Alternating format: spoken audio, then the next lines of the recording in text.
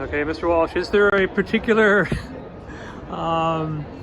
style or recommendation for nosing and tasting whiskey properly? Absolutely not. But if you want, I will take you through what I would go through, but everybody has their own way.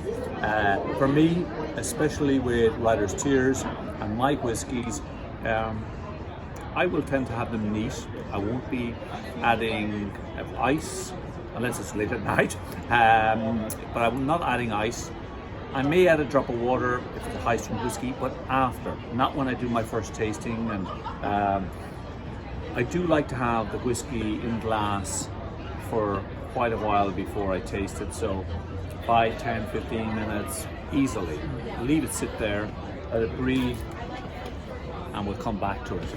Now, thankfully this whiskey has been sitting in the glass for 15 minutes, so we're sort of good to go. Leaving it in glass, you're letting, I suppose, some of the alcohol vapors dissipate. So now, and especially when I hold it in my hand, warming it up naturally, body temperature, room temperature, it's releasing the aromas. If I had put some ice in this, for me, ice would dumb down and kill the taste and the flavor that I want to get. So, yeah. So with the alcohol vapors dissipated, I'm now getting into the meat of it and really picking up on some of the fruity notes of Rider's Tears Icewine Cask finish.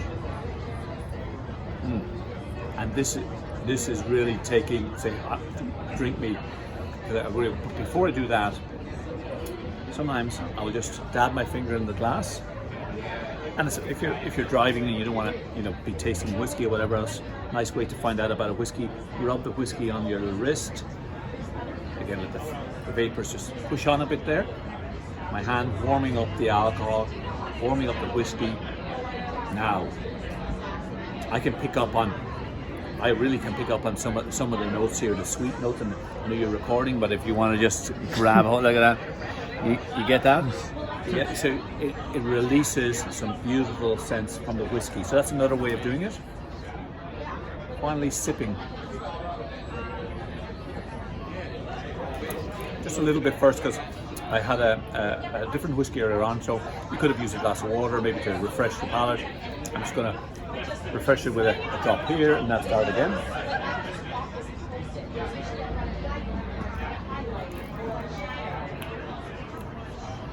So I go from start to middle to back on what I'm tasting. So for me, the lovely pots of spice up front, and I feel it moving back here, the lovely malty notes in the whiskey. Yeah, that apricot note I spoke about earlier, I feel that now. And it's a lovely finish, and no burn, beautifully balanced whiskey. Perfect.